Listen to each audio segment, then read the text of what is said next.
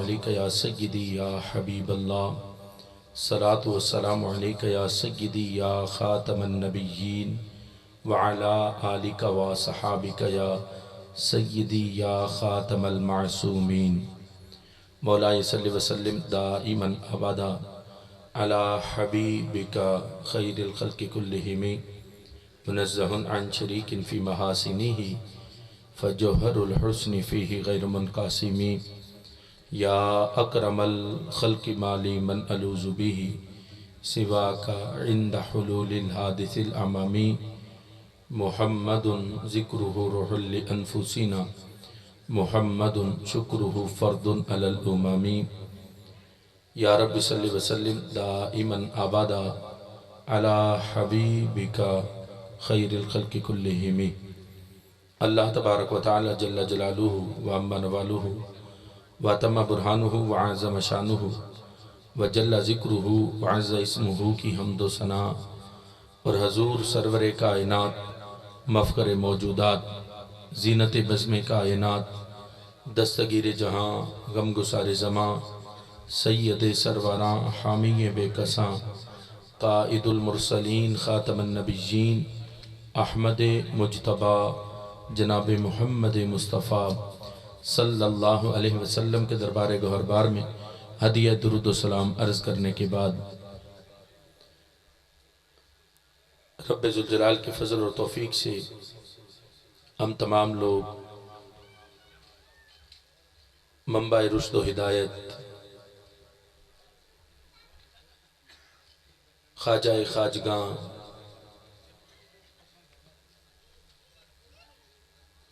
اس امت کے عظیم ولی کامل،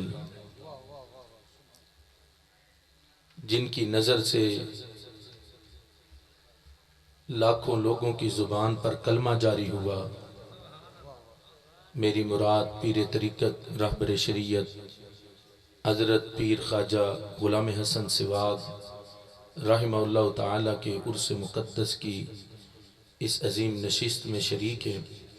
اللہ ہم سب کو اس ولی کامل کا فیض عطا فرمائے، اور اسٹیج پر جلوہ افروز دیگر علماء ذی وقار، بالخصوص حضرت علامہ مولانا فیاض الحسن صاحب آستانہ عالیہ شاہوالہ شریف، اللہ نے ایک بار پھر ہم سب کو حضرت پیر سواگ رحمۃ اللہ تعالیٰ علیہ کے عرس مقدس کی اس تقریب میں شرکت کی سعادت حاصل فرمائی ہے۔ میں ہدیہ تبریک پیش کرتا ہوں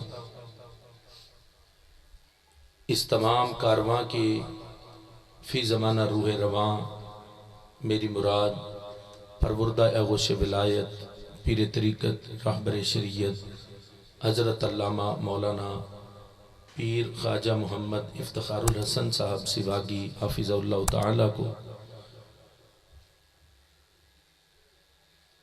خوش قسمت ہے وہ لوگ جو پیر سواگ رحمت اللہ تعالیٰ علیہ کی نسبت سے جڑے ہیں۔ جو بندہ پیر سواگ رحمت اللہ تعالیٰ علیہ کی نسبت سے جڑ جاتا ہے، میں ذمہ داری سے کہہ رہا ہوں، سارے علماء تشریف فرما ہیں، اس کا صرف اپنے نام کے ساتھ پیر سواگ کی نسبت کو لگا لینا ہی سب سے بڑی غیرت کا نام ہے۔ جو اپنے آپ کو پیر سواگ کی نسبت والا کہتا ہے، اس سے پوچھنا نہیں پڑتا کہ تیرے عقیدے کیا ہے۔ پیر سواگ کی نسبت سے جڑتا ہی وہی ہے جس کے دل میں میرا رب مسلک اور دین کی غیرت عطا فرماتا ہے۔ خوش قسمت ہے کہ اللہ نے ہمیں ان بزرگوں کی نسبت سے جوڑا ہے۔ خانقاہیں یہ وہی مقدس مقامات ہیں جنہوں نے کل پاکستان بنایا تھا، پھر پاکستان بچایا بھی انہی خانقاہوں نے، اور قیامت تک چلے گا بھی پاکستان کا نظام انہی خانقاہوں سے۔ یہاں روحانیت کے دریا بہتے ہیں، جو بندہ یہاں آ جاتا ہے اللہ اسے روحانی طور پر بڑا فیض عطا فرماتا ہے۔ جھولی ہو لینے والی، جھولی میں چھید نہ کیے ہوں اس نے، جو جھولی میں چھید کر کے آتا ہے تو وہ سارا کچھ ضائع کر دیتا ہے، جو جھولی سنبھال کر آیا تو میرا رب آج بھی ان خانقاہوں سے لوگوں کی جھولیوں کو مالا مال فرما دیتا ہے۔ روحانی طور پر فیض حضرت پیر سواگ رحمت اللہ تعالیٰ علیہ کا آج بھی جاری۔ یہ تو پیر سواگ کا اتنا فیض ہے، سوچو جو ان کے شیخ کامل حضرت عثمان دامانی رحمت اللہ تعالیٰ علیہ، ان کا فیض کتنا بٹ رہا ہوگا۔ پیر سواگ رحمت اللہ تعالیٰ علیہ کا ایک قول مجھے حضرت موسیٰ زئی شریف کے سجادہ نشین حضرت پیر خواجہ محمد زید سراجی حافظ اللہ تعالیٰ، آپ نے جب وہاں حاضری دی حضرت عثمان دامانی رحمت اللہ علیہ کے مزار شریف پر، آپ نے فرمایا کہ حضرت خواجہ پیر سواگ رحمت اللہ علیہ فرمایا کرتے تھے کہ جو بندہ 3 بار موسیٰ زئی شریف حضرت پیر عثمان دامانی رحمت اللہ علیہ کے مزار پر حاضری دیتا، اللہ اسے ولایت صغرا کے درجے پر فائز فرما دیتا۔ یعنی اتنا فیض آج بھی ان بزرگان دین کا بٹ رہا۔ جولیاں پھیلا کر بندہ یہاں فیض مانگے تو صحیح، روحانیت کے دریا بہتے ہیں، چشمے پھوٹتے ہیں یہاں سے روحانیت کے۔ یہ درگاہیں، یہ آستان آج بھی ہماری غیرت کا حوالہ ہیں، اور اللہ کے فضل سے غیرت مند لوگوں کو ہی اللہ نے ان درگاہوں کے ساتھ نسبت عطا فرمائی۔ اللہ ان نسبتوں کو تا قیام قیامت آباد و شاد فرمائے۔ اللہ ہماری آنے والی نسلوں کو بھی ان بزرگوں کی نسبتوں سے ہمیشہ قائم و دائم رہنے کی توفیق عطا فرمائے۔ محتشم سامعین حضرات، یہاں جو بندہ آ کر بیٹھ جاتا ہے، بیٹھنے والے کو ہی میرا رب بڑا فیض عطا فرماتا ہے۔ نبی پاک صلی اللہ علیہ وسلم نے اپنے فرمان میں ذکر کیا، فرمایا مثل الجلیس الصالح، فرمایا نیک دوست کے پاس بیٹھنے کی مثال کیا ہے، صالح دوست کے پاس۔ یہ جو دربار شریف ہے، اس دربار کے قرب میں بیٹھنا بھی اسی حدیث کے ضمن میں ہے، اسی حدیث کے ضمن میں کہ مثل الجلیس الصالح، کہ نیک صالح کی صحبت میں بیٹھنے کی مثال کیا ہے، تو نبی پاک صلی اللہ علیہ وسلم نے فرمایا اس کی مثال کستوری جیسی ہے، کستوری جیسی۔ یہاں آنا، فیض لینا، اور پھر خوش قسمت ہیں، ابھی تو فیض کے سر چشمے مزید پھوٹ رہے ہیں، مزید جاری ہیں۔ ابھی تو ولی کامل حضرت پیر خواجہ احمد حسن حافظ اللہ تعالیٰ کی زیارت بھی آپ احباب کر رہے ہیں، اور ان کی زیارت بھی بڑا باعث برکت ہے ہمارے لیے۔ یہ اکابرین، یہ اولیاء کرام، یہ ہمارے لیے جلیس صالح کی حیثیت رکھتے، اور ہم یہاں آئے ہیں ان بزرگوں کی صحبت میں بیٹھ کر نبی علیہ السلام کے فرمان کے مطابق، جو محبوب نے فرمایا کہ ان کی مثال کستوری جیسی ہے۔ اب کستوری کی مثال نبی پاک صلی اللہ علیہ وسلم نے ذکر فرمائی تو اس کی خاص وجہ سے ذکر فرمائی۔ نبی علیہ السلام نے فرمایا اس کی 3 طرح سے ہو سکتی، اما ان یحاذیا کا، فرمایا پہلی تو یہ ہے کہ جس کے پاس تم جا کے بیٹھو گے، جب جا کر صحبت اختیار کرو گے تو وہ کستوری دکاندار تمہیں تحفے میں ہی خوشبو عطا فرمائے گا، فرمایا تمہیں تحفے میں خوشبو مل جائے گی۔ یہ بندہ آیا تھا، نیت سے نہیں آیا تھا، بس ایسے ہی اس کو دعوت دی کسی نے، پیر سواگ کا عرس ہے، آؤ چلیں پیر سواگ رحمت اللہ علیہ کے عرس پر۔ وہاں چل کے عرس میں 3 دن یا چند لمحے گزار دیتے۔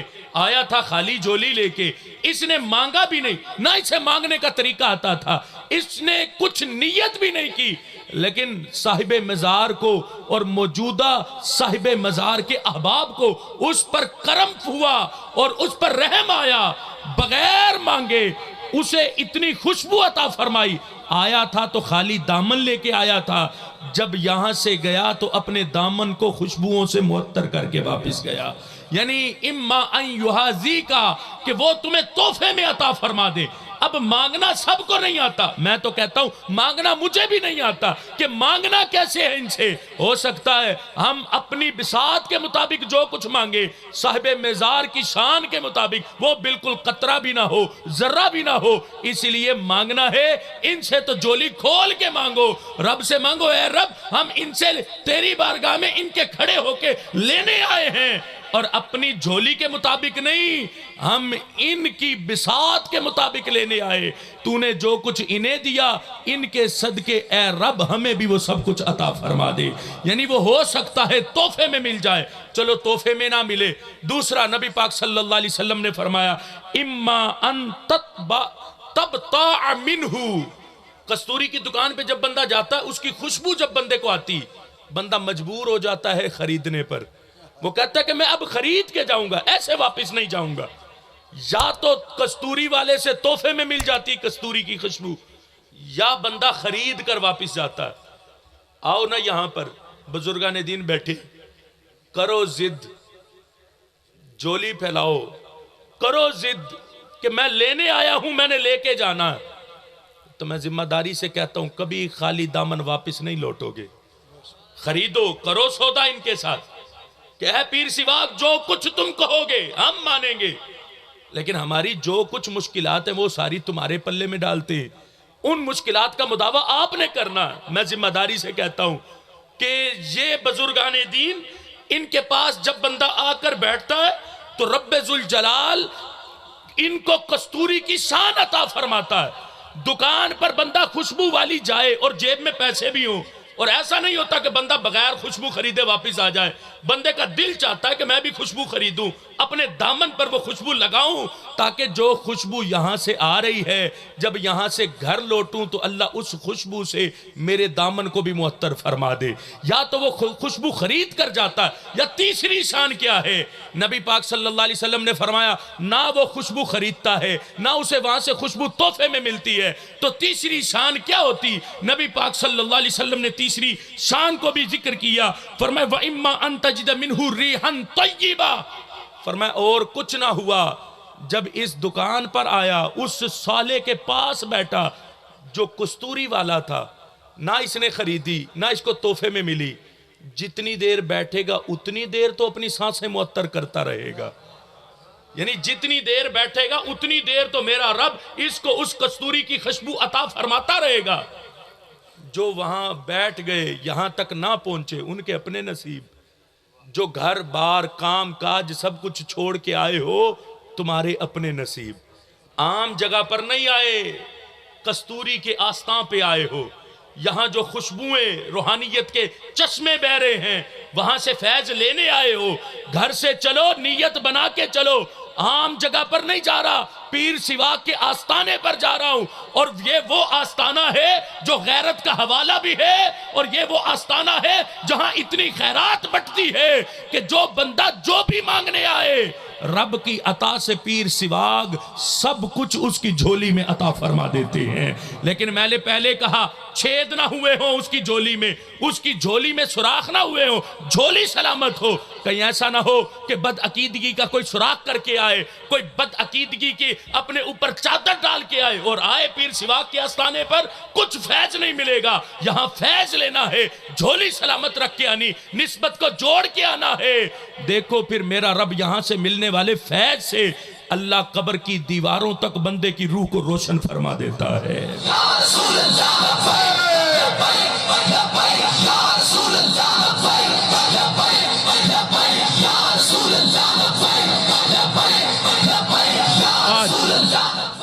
آج بے شمار آستان نے اپنے حالات بدلے، کتنے آستانے بدل گئے۔ ہم نے پورے پاکستان کے آستانوں کے حالات ہمارے سامنے، ہم نے اپنی آنکھوں سے دیکھے، دن بدن حالات بدلتے دیکھ رہے ہیں آستانوں کے۔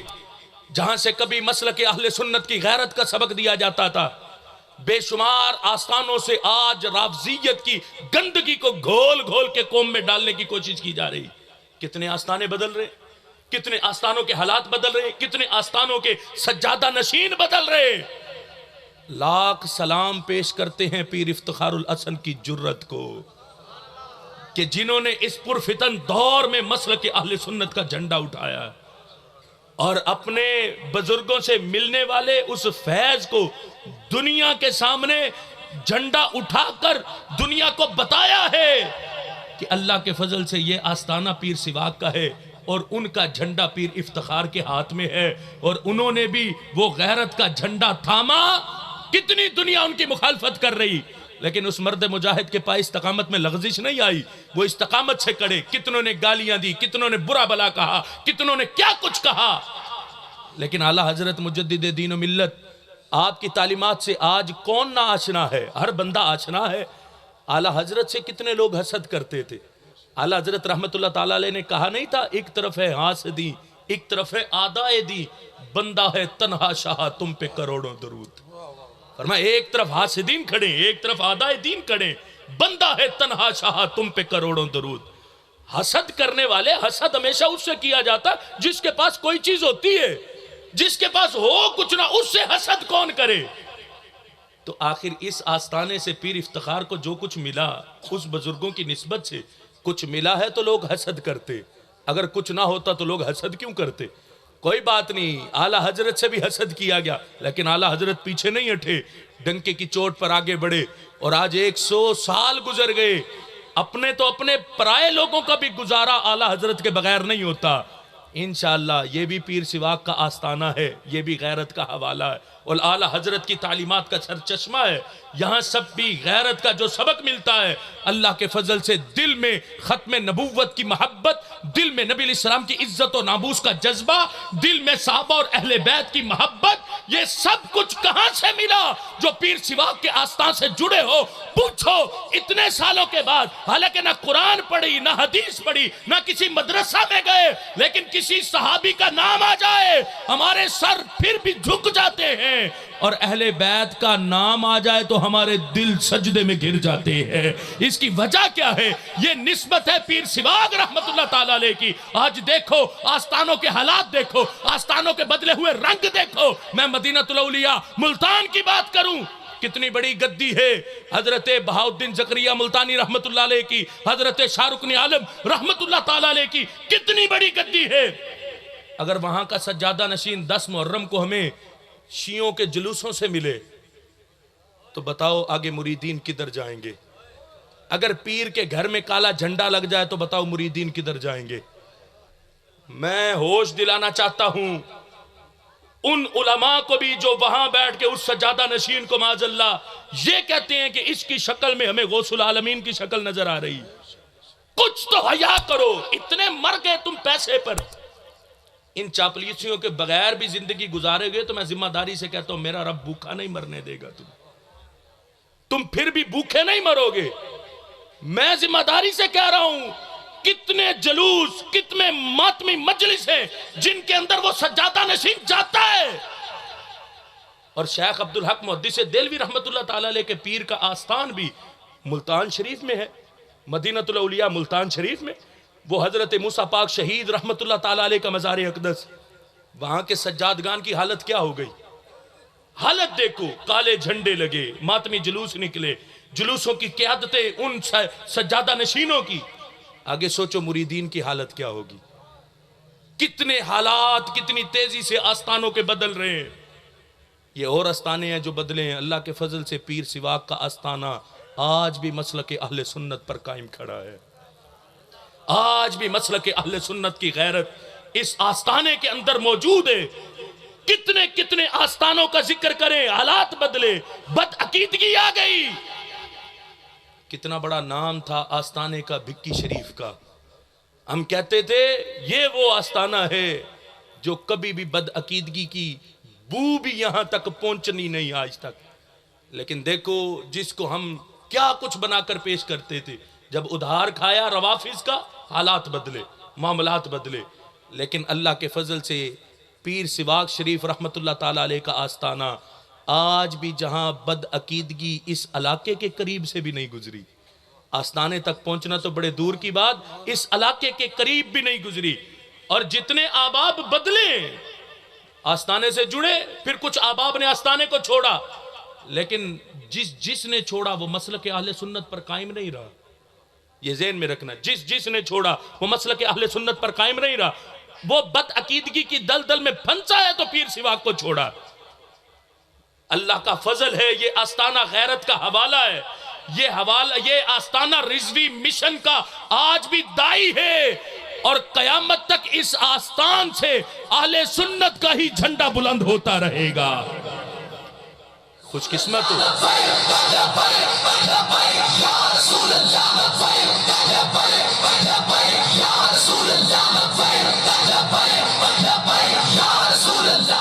اس کے علاوہ کے بھی حالات دیکھو آستانوں کے. جہاں کبھی نور کے چشمے بہتے تھے آج وہاں آستانوں پر رافضیت دندناتی نظر آ رہی ہے. وہاں آج آستانوں پر بدعقیدگی دندناتی نظر آ رہی ہے. کئی آستانے خوارج کی نظر ہو گئے, کئی آستانے روافظ کی نظر ہو گئے, کئی آستانے آج سیکولر بن گئے. کہا نہیں بس ہمیں تو دولت سے غرض ہے, ہمیں تو مال سے غرض ہے, ہمیں ان چیزوں سے غرض ہے, ہمیں کیا, جس مرید کا جو ہوتا ہے ہوتا رہے, جس کا جو حال ہوتا ہے ہوتا رہے. ایسی پوری مریدی کو کیا کرو گے جو بندے کے عقیدے کو ہی نہ بچا سکے. پیر وہی ہوتا ہے جو بندے کو بد عقیدگی سے نکال کے رشد و ہدایت کے رستے پر ڈال کر اسے مدینے والے کا غلام بنا دے. پیر وہ نہیں ہوتا کہ ہاتھ میں ہاتھ دو, وہ کہ بس مجھے نذرانے دیتے رہو, تم جو کرتے ہو کرتے رہو. مدینہ الاولیاء ملتان میں ہم نے ایسے آستانے بھی دیکھے جو کہتے بس تم آئے ہو, ضلع ملتان کی بات کر رہا ہوں, پہلے شہر ملتان کی بات کر رہا تھا, ضلع ملتان جو جنوبی پنجاب میں ہی آتا ہے, ایسے بھی ہیں. کہا بس تم آئے ہو, میرے مرید ہو گئے, اب تمہیں نمازوں کی ضرورت نہیں, میں جانوں اور نمازیں جانے, میں جانوں اور میرا رب جانے, بس تم جاؤ, اب تمہیں نمازوں کی کھلی چھٹی. پوچھو کیا؟ کہا ہم تو نمازیں دل کی پڑھتے ہیں. اگر دل کی نمازیں ہوتی تو سب سے پہلے تو صدیق اکبر دل کی نماز پڑھتے, لیکن صدیق اکبر نے بھی ہر لمحے رب کو سجدے کر کے دکھائے. آج یہ جہاں تصوف کے سبق بڑھتے تھے, جہاں تصوف لوگوں کے دلوں میں ڈالا جاتا تھا, جہاں لوگوں کو صوفی بنایا جاتا تھا, ان آستانوں کی حالت یہ ہو گئی جو حالت آج ہمارے سامنے. بدعقیدگی اتنی بڑی, کتنے آستانے حضرت سیدنا امیر معاویہ رضی اللہ تعالی عنہ کے بغض میں جلتے جا رہے, کتنے آستانے افضلیت صدیق اکبر کے منکر ہو گئے, کتنے آستانے حضرت مولا علی رضی اللہ تعالی عنہ کی محبت میں غلو کر کے معاذ اللہ آج رافضیت کی گندگی کے ڈھیر میں جا کے پھنسے. لیکن اللہ کا فضل ہے, ہم خوش قسمت ہیں, اللہ نے ہمیں ان آستانوں سے نسبت عطا فرمائی. جہاں جاتے ہیں تو ہمارے دل میں مسلک اہل سنت کی غیرت پہلے سے زیادہ پکی ہو جاتی ہے. اس لیے اپنی نسبت کو جوڑ کے رکھو حضرت پیر سواگ رحمت اللہ تعالی علیہ کے آستانہ کے ساتھ. آج بدعقیدگی دندناتی پھر رہی ہے, آج ہر طبقہ کھلی چھٹی چاہ رہا, ہر طبقہ. دیکھو خوارج بھی یہی کہتے, روافظ بھی یہی کہتے. وہ کہتے ہیں ہمیں اپنے عقیدے بیان کرنے کی تو کھلی اجازت ہونی چاہیے. ابھی رافضیت کیسے بول رہی ہے, ان کے بڑے بڑے لوگ کہہ رہے ہیں, کہتے ہیں ہمیں بند کمرے میں تو اپنا عقیدہ بیان کرنے کی اجازت ہونی چاہیے. بند کمرے میں, چلو ہم کھلے عام روڈوں پر نہیں کرتے, بند کمرے میں تو اپنا عقیدہ بیان کریں. ہم کہتے ہیں تم ایسا عقیدہ رکھتے کیوں ہو جو کھلے عام بیان نہ کیا جا سکے؟ ایسا عقیدہ تم رکھتے کیوں ہو جو تم دنیا کے سامنے بیان ہی نہ کر سکو؟ لیکن یہ ذہن میں رکھو, جتنے لوگ سن رہے ہیں سب تک یہ پیغام پہنچانا چاہتا ہوں اور بتانا چاہتے ہیں کہ لوگ کہتے ہیں کہ ہمیں بند کمرے میں اپنا عقیدہ تو بیان کرنے دینا چاہیے. وہ عقیدہ ہے کیا؟ یعنی ہمیں بند کمرے میں صحابہ پر تبرہ کرنے دینا چاہیے, بند کمرے میں حضرت عائشہ رضی اللہ عنہا پر بھونکنے دینا چاہیے. ہم سمجھانا چاہتے ہیں کہ ہم کسی کتے کو بند کمرے میں بھی صحابہ پر ہرگز بھونکنے کی اجازت نہیں دے سکتے. ہم نہیں چھوڑیں گے, نہیں تمہیں, ہم ہر جگہ پر تمہارا رستہ روکیں گے اور تمہاری زبانوں سے ہم شان صدیق اکبر بیان کروائیں گے اور تمہیں سمجھائیں گے کہ دین نبی پاک صلی اللہ علیہ وسلم سے لے کے ہم تک صحابہ کے رستے سے پہنچا ہے. حضرت مجدد الفسانی نے فرمایا جس نے صحابہ پر تبرہ کیا اس نے تو سارے دین کو ہی ختم کر دیا. پھر تو اس نے قرآن جو صحابہ نے جمع کیا تھا معاذ اللہ اس نے تو پھر قرآن پر بھی تان کیا. اس لیے صحابہ پر تان کرنا چھوڑو. خوش قسمت وہی ہے جس کے دل میں اللہ نے اپنے محبوب کی آل کی محبت بھی عطا فرمائی ہے, اصحاب کی محبت بھی عطا فرمائی ہے. آج لوگ کہتے ہیں ہمیں کھلی چھٹی ہونی چاہیے, اپنا عقیدہ ہم بیان کریں اور بند کمرے میں کریں. خوش قسمت و اہل سنت, ہمیں اپنا عقیدہ بیان کرنے کے لیے بند کمرے کی ضرورت نہیں پڑتی. ہم سر عام چوراہے پر کھڑے ہو کے عقیدہ اہل سنت بیان کرتے, ہم سر عام سٹیج پر چڑھ کر عقیدہ اہل سنت بیان کرتے. کیونکہ ہمارے عقیدے میں بد عقیدگی نہیں، ہمارے عقیدے میں کسی پر تبرہ نہیں، ہمارے عقیدے میں کسی کا بغض نہیں. جو درجہ قرآن و سنت نے جس کو دیا، اللہ کے فضل سے ہم اس درجے پر رہ کر ہر ایک سے محبت کرنے والے، ہر ایک سے محبت کرنے والے. اسی لیے ان آستانوں سے وابستہ رہو جن آستانوں پر آج بھی غیرت کا سبق دیا جاتا ہے، آج بھی غیرت کا سبق دیا جاتا ہے. ان آستانوں سے قائم رہو. کتنے افسوس کا مقام ہے، علامہ صاحب تشریف فرما ہے، کتنے دکھ کا مقام ہے کہ ہم تو سمجھتے تھے کہ سارے آستانوں کو اہل سنت کا سبق سارا یاد ہو گیا، لیکن آج تو افسوس کہ صرف مسئلہ معصومیت ہی لوگوں کو سمجھ نہیں آیا کہ مسئلہ معصومیت کیا ہے، معصوم کون ہوتا ہے. پیر افتخار صاحب، آپ کے خلاف دنیا کیوں ہوئی؟ کیونکہ آپ نے دنیا کو بتایا کہ اس امت میں اہل سنت کا عقیدہ یہ ہے کہ بشر میں انبیاء کے بعد کوئی اور معصوم نہیں ہے، بشر میں انبیاء کے بعد کوئی اور معصوم نہیں ہے، صرف انبیاء ہی معصوم ہیں. جیسے اللہ نے ہمارے محبوب کے سر پر ختم نبوت کا تاج عطا فرمایا، ویسے ہی ختم معصومیت کا تاج بھی عطا فرمایا. اب قیامت تک کوئی اور نبی بھی نہیں آ سکتا اور قیامت تک کوئی اور معصوم بھی نہیں آ سکتا. لوگ کہتے نہیں ہمیں کہنے دو، حضرت فاطمہ معصومہ ہے، حضرت امام حسن حسین معصوم ہے، حضرت مولا علی معصوم ہے. ہم 14 معصوموں کو مانتے، اور 14 معصوموں کو مانتے کیسے؟ دیکھو داتا علی اجویری رحمت اللہ علیہ نے فرمایا عصمت شرط نبوت است. داتا صاحب نے فرمایا کہ معصوم ہونا نبی ہونے کی شرط ہے، معصوم ہونا نبی ہونے کی شرط ہے. جس کو معصوم مانا جائے تو اس کو نبی مانا جاتا ہے. تو یہ سارے حضرت علی، حضرت فاطمہ، حضرت امام حسن حسین کو معصوم مان کے معاذ اللہ انہیں نبوت کے درجے میں مانتے. اب سارے سمجھو، آخری بات کر رہا ہوں، سارے سمجھو. آپ لوگ دیہاتی ایریا میں رہتے ہو، آپ کے سٹیجوں پر لوگ آتے، آ کر گفتگو کرتے ہیں، حضرت فاطمہ معصومہ، حضرت امام حسن حسین معصوم، حضرت علی معصوم. جو ایسی بات کرے اسے ہاتھ پکڑ کے سٹیج سے نیچے اتارو، اسے کو جاؤ جا کے پہلے عقیدہ اہل سنت پڑھ کے آؤ. تمہیں تو ہوش ہی نہیں کہ عقیدہ اہل سنت کیا، اور آ کر تم اہل سنت کی سٹیجوں پر گفتگو کرنے لگ گئے. آپ کے یہاں ضلع لیا کے بھی کئی خطیب ہیں جنہیں ہوش متی کوئی نہیں، وہ بھی حضرت فاطمہ رضی اللہ تعالیٰ عنہ کے معصومہ ہونے کا اہل سنت کے سٹیجوں پر بیان کرتے، اور اہل سنت کا مجمع بھی آگے زہرا سبحان اللہ واہ واہ کرتے بیٹھا ہوتا ہے، اور اہل سنت کے سٹیجوں سے ہی یہ بات کی جا رہی ہوتی. ایک پیر صاحب کہنے لگے، ان کی آڈیو ریکارڈنگ میرے پاس موجود ہے، وہ کہنے لگے حضرت فاطمہ کی وہ شان ہے جو اللہ نے کسی نبی کو بھی عطا نہیں فرمائی. یہ پیر ہے، ذمہ داری سے کہہ رہا ہوں. اس نے کہا کیا؟ کون سی شان؟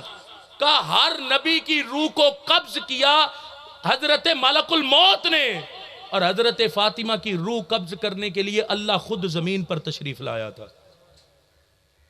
یہ اہل سنت کے پیر ہیں، اہل سنت کے سٹیج ہیں، اور ایسی گفتگو اہل سنت کے سٹیجوں سے کی جاتی. اب کس کی ذمہ داری ہے ان کمینوں کو اہل سنت کے سٹیجوں سے اتارنا؟ آپ عوام کی، سب کی ذمہ داری کہ ایسے لوگ جو عقیدہ اہل سنت کے خلاف اہل سنت کے سٹیج پر بیٹھ کر گفتگو کریں، انہیں ہاتھ پکڑ کے انہیں سٹیج سے نیچے اتارو. ایسے لوگوں کا اہل سنت کے ساتھ کوئی تعلق نہیں جو معاذ اللہ غلو کرے ان کی شان میں اور اہل سنت کے خلاف اہل سنت کے سٹیجوں پر گفتگو کریں. اہل سنت بیدار ہو جاؤ اپنے عقیدے کے لیے. عقیدے کی حفاظت ہم نے کرنی. پیر سواگ رحمت اللہ تعالی علیہ نے ڈیوٹی ہماری لگائی کہ ہم نے اب اہل سنت کے عقیدے کی حفاظت کے لیے ڈیوٹی دینی ہے، اور اللہ کے فضل سے پیر افتخار الحسن صاحب یہ کام بڑے آسان طریقے سے سر انجام دے رہے ہیں. آپ نے کرنا کیا؟ ان کے بازو بن جاؤ، ان کے بازو بن جاؤ، ان کی طاقت بن جاؤ، ان کے قدم کے ساتھ قدم ملا کے کھڑے ہو جاؤ، تاکہ کوئی بندہ بھی ان کی طرف میلی آنکھ سے نہ دیکھ سکے. یہ اہل سنت کے حوالہ ہیں، عقیدے کا حوالہ ہیں، اس لیے اپنے اندر غیرت پیدا کرو مسلک اہل سنت کے سچے عقائد کے لحاظ سے. آج ہم لوگ تو خاموش ہو جاتے، کہا کوئی بات نہیں، شان اہل بیت بیان کر رہا، مقام حضرت سیدہ بیان کی جا رہی، مقام حضرت امام حسن حسین بیان کی جا رہی. اور یہ سوال تو اعلیٰ حضرت مجدد دین و ملت سے تب کیا گیا تھا، فتاوی رضویہ شریف کی 15ویں جلد کے اندر موجود ہے. اعلیٰ حضرت سے پوچھا گیا کہ ایک سید زادہ ہے وہ حضرت علی، فاطمہ، حسن و حسین کو نبی اور رسول کہتا ہے، تو بتائیں اس کے بارے میں کیا کہنا چاہیے؟ اعلیٰ حضرت رحمت اللہ تعالیٰ علیہ نے کیا خوبصورت جملے عقیدہ ختم نبوت پر ہمیں عطا فرمائے۔ اعلیٰ حضرت نے فرمایا وہ تو کافر ہوا سو ہوا، من شک فی کفرہ وعذابہ فقد کفر۔ فرمایا جو میرے محبوب کی ختم نبوت کا منکر ہوا، جو اس منکر کے کافر ہونے میں شک کرے، فرمایا وہ بندہ خود کافر ہو جاتا ہے۔ جو اس کے کافر ہونے میں شک کرے وہ خود کافر ہے۔ اعلیٰ حضرت رحمت اللہ علیہ نے فرمایا یہاں سوچ پاکیزہ، دل ستھرے رکھنے چاہیے۔ فرمایا نبی اور معاذ اللہ اسے ماننا تو بڑے دور کی بات، اب کسی نئے نبی کا تصور آنے سے ہی بندہ کافر ہو جاتا ہے۔ نئے نبی کا تصور بھی نہیں آنے دینا چاہیے ذہن میں۔ اور یہ کہیں کہ ہم 14 معصوم مان کے معاذ اللہ 14 کے 14 کو نبی کے درجے میں مانتے، تو ہم کیسے مان جائیں؟ قیامت تک جن کے سر پر اللہ نے ختم نبوت کا تاج رکھا وہ کوئی اور نہیں، آمینہ کے لال کے سر پر رکھا ہے، اور ہم نے ان کا کلمہ پڑھا۔ اس لیے تادم آخر محبوب کی ختم نبوت پر پہرا دیتے رہیں گے، عقیدہ معصومیت پر پہرا دیتے رہیں گے کہ کوئی اور معصوم نہیں اب نبی پاک صلی اللہ علیہ وسلم کے سوا، نہ حضرت فاطمہ معصومہ، نہ حضرت علی معصوم، نہ حضرت امام حسن حسین معصوم۔ یہ معصوم نہیں ہے، ان کے بارے میں عقیدہ کیا اہل سنت کا؟ یہ معصوم نہیں، محفوظ ہے، ذہن میں رکھو، یہ معصوم نہیں محفوظ ہیں۔ اللہ نے انہیں گناہوں سے محفوظ فرما دیا، گناہوں سے محفوظ فرما دیا۔ یہ معصوم نہیں محفوظ ہے، اور یہ ہے عقیدہ اہل سنت کا۔ یہ چھوٹی چھوٹی باتیں ہوتی ہیں، آج تک ہم فضائل کے باب میں پھنسے رہے۔ ہم نے کہا فضائل سناؤ، علامہ صاحب آئے ہو فضیلت سناؤ، فضیلت کیا ہے ان کی؟ اور فضائل سنتے سنتے سنتے ایسی دلدل میں پھنسے کہ آج ہماری قوم کو رافضیت کی طرف لانے کے لیے پوری پلاننگ تیار ہو گئی۔ لیکن مبارکباد پیش کرتے ہیں پھر کس ذات کو جس نے اہل سنت میں اس لحاظ سے عقیدے کی بیداری عطا فرمائی۔ میری مراد حضور کنز العلماء مفکر اسلام ڈاکٹر محمد اشرف آصف جلالی زیدہ شرفہ، جنہوں نے رافضیت کے سامنے ایسا حق بیانی کا انداز اپنایا کہ وہ پہلے تھے جو خارجی تھے وہ رافضیت کے خلاف بڑا کام کرتے تھے اور بڑے ڈینگے بجاتے تھے، ہم نے رافضیت کے خلاف یہ کام کیا، یہ کیا، وہ کیا، وہ کیا، لیکن کوئی کام نہیں۔ جھوٹا بندہ جھوٹا ہوتا ہے۔ حق کی آواز جب اٹھی تو پاکستان سے لے کے ایران تک کی رافضیت کی چولہے ہلی، اور ہم نے رافضیت کو ایران تک کی کو بتایا کہ تم جھوٹے ہو، اہل بیت سے سچی محبت کرنے والا پوری دنیا میں صرف اور صرف اہل سنت ہے۔ اہل سنت کے سوا کوئی اہل بیت سے پیار نہیں کرتا، اور اہل سنت کے سوا کوئی صحابہ سے پیار نہیں کرتا۔ ہم ہیں اہل بیت والے، ہم ہیں صحابہ والے۔ اللہ نے ہمارے دل میں ہی ان ساروں کی محبت عطا فرمائی۔ انشاءاللہ آج رات بعد نماز عشاء وہ مرد حر اپنے خطاب دل نواز سے اہل سنت کے دلوں کو گرمائیں گے، اور عقیدہ اہل سنت کی حقیقت کی ترجمانی پیر سواق کے آستانے پر فرمائیں گے۔ آپ سب احباب نے اس ترجمانی کو بھی سن کر اپنے دل میں بٹھانا ہے۔ میرا رب ہمیں آخری سانس تک پیر سواق کی نسبت پر قائم رکھے، اور قبر میں بھی ہمیں اس نسبت کی برکت عطا فرمائے، اور انشاءاللہ حشر کے دن بھی اس نسبت کی برکت یوں ملے گی کہ پیر سواق ایک ایک کو چن چن کے اپنے ساتھ جنت میں لے کر جائیں گے۔ وآخر دعوانا ان الحمدللہ۔